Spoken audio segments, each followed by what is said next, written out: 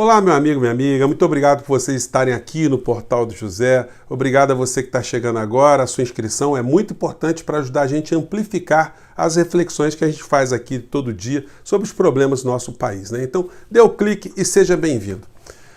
Em novembro teremos eleições no Brasil e nos Estados Unidos. Existe algum elo entre essas duas eleições? Existe. E é a figura do presidente brasileiro.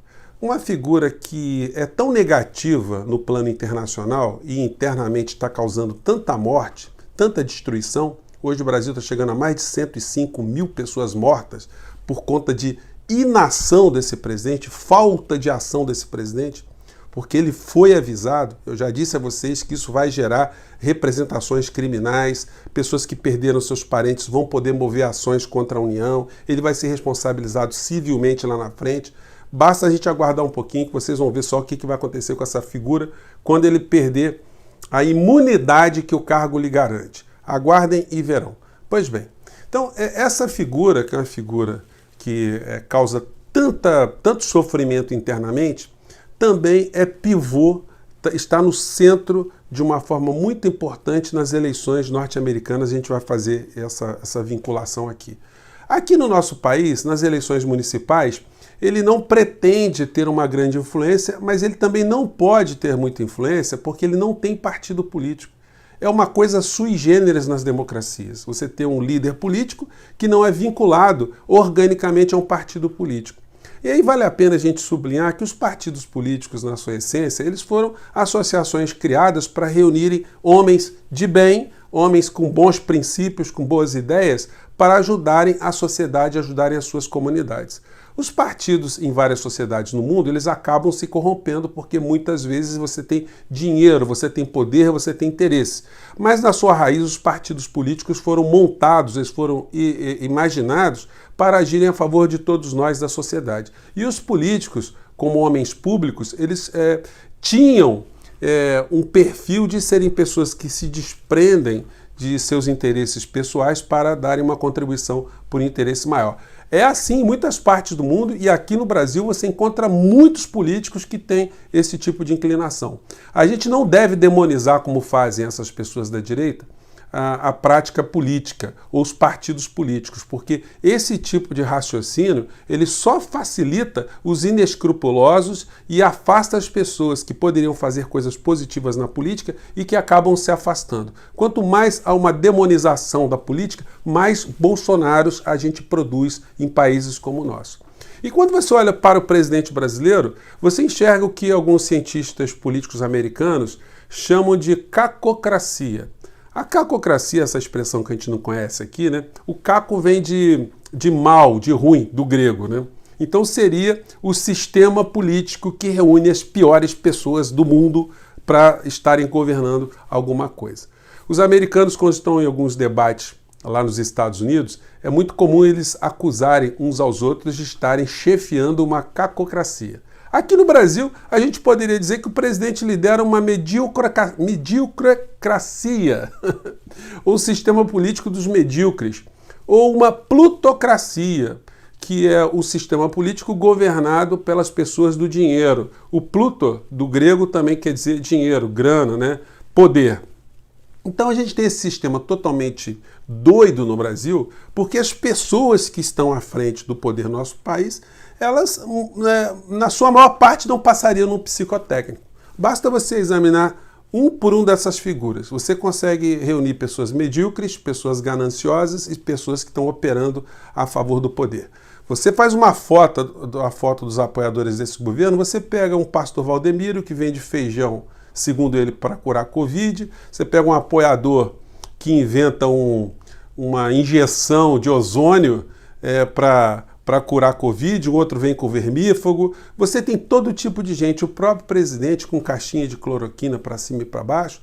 Então, as pessoas que estão unidas nesse mundaréu de mediocridade, você pega esse tipo de gente, você pega a Damares, você pega um Von Traub, você pega o Ernesto Araújo, você pega o Olavo de Carvalho e seus filhotes desmiolados, espalhados nas redes, os filhotes gananciosos e os filhotes estelionatários, você pega os militares que estão dentro desse governo apenas com o propósito de ganhar um contra-cheque maior e arrumar empreguinho para os filhos, para os parentes, para os amigos, enfim. Tudo isso a serviço da plutocracia, a democracia do dinheiro. E aí a gente vai se deparando no cotidiano com a rasgação desse véu, né?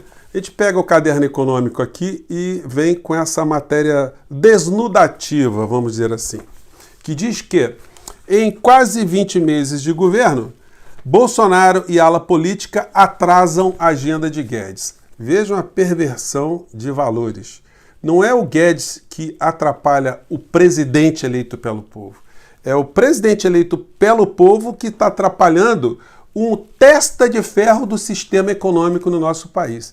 E o presidente está tão consciente que ele está servindo a esses interesses que quando o Guedes faz beicinho, ele vai para as redes, vai para as televisões e vai dizer que Guedes está certo, que está com força total. E aí a gente vai se deparando com esse tipo de situação aqui. Uma notícia que governo quer que a empresa tenha até 50% dos empregados com contrato por hora. Olha, gente, quando as manchetes de jornal dizem governo, vocês têm que ler Guedes.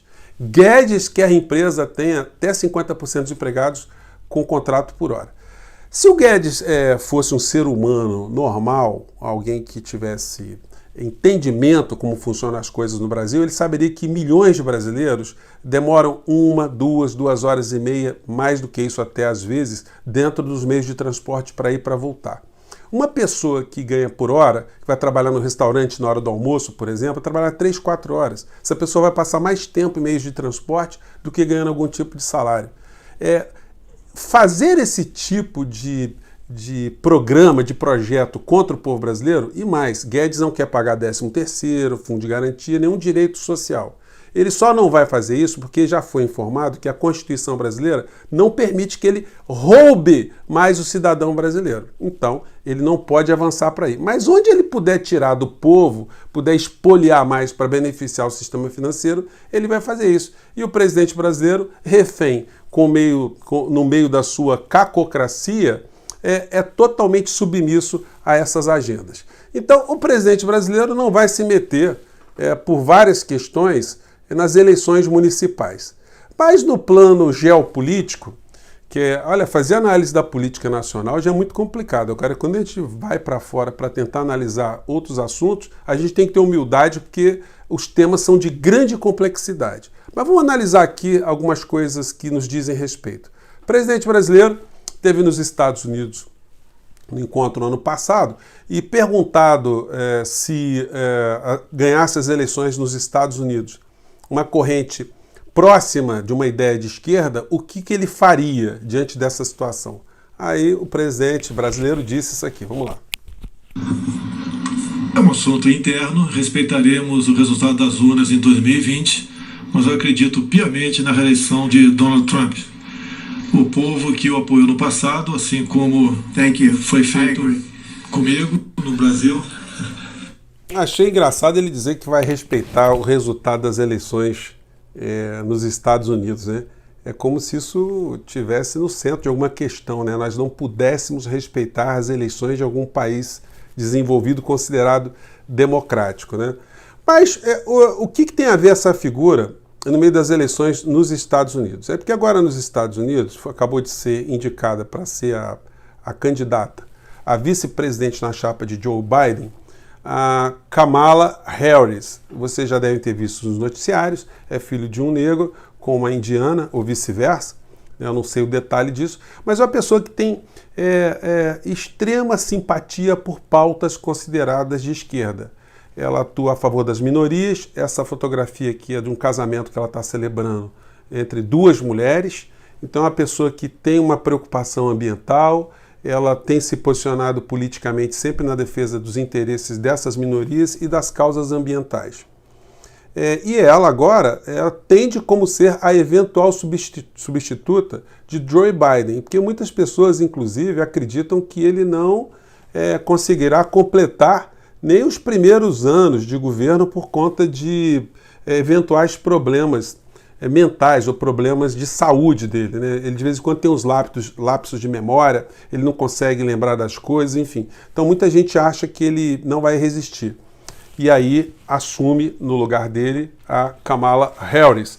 E ela publicou no Twitter dela, só para vocês terem uma ideia como é que ela está atenta com as questões do Brasil e como isso pode representar prejuízos para o Brasil, porque a tendência é ela criar qualquer tipo de bloqueio possível nas relações comerciais que possam beneficiar o Brasil, como forma de punir o Brasil por ter o presidente que nós temos aqui, genocida, e uma pessoa que está atacando o meio ambiente. Então ela publicou no Twitter dela essa imagem aqui que a gente conhece. São imagens típicas, né? Não vou colocar nem muito amplificado aqui para vocês. Aquela de queimada, enfim, aquelas cenas de desmatamento muito triste. E ela disse a esse respeito o seguinte: o presidente brasileiro Bolsonaro precisa responder por essa devastação. A Amazônia é responsável por cerca de 20% do oxigênio do mundo e abriga mais de 1 milhão de indígenas. Qualquer destruição afeta a todos nós. Olha, é uma mulher muito antenada, muito preparada, e no discurso dela de apresentação, mais uma vez ela tocou em várias pautas ambientais, mas a gente tem visto várias declarações dela atentas às coisas que estão acontecendo no Brasil. Tem uma outra que ela fez que ela diz o seguinte: enquanto a Amazônia pega fogo, o presidente tipo Trump do Brasil, você já está sacaneando, né? Presidente tipo Trump. Quando ela faz isso, ela está vinculando a figura que é considerada nefasta do Brasil à figura do presidente norte-americano para queimar o presidente norte-americano, para mostrar para o povo norte-americano que ele está colado com um subpolítico, um sublíder, um destruidor. Então ela diz: enquanto a Amazônia pega fogo, o presidente tipo Trump do Brasil, que deixou madeireiros e mineiros destruírem a terra, não está agindo. Ela escreveu numa outra publicação. E o presidente brasileiro, ele de fato tem funcionado como uma espécie de dedo podre na política, porque aonde ele chegou perto, o político caiu em desgraça.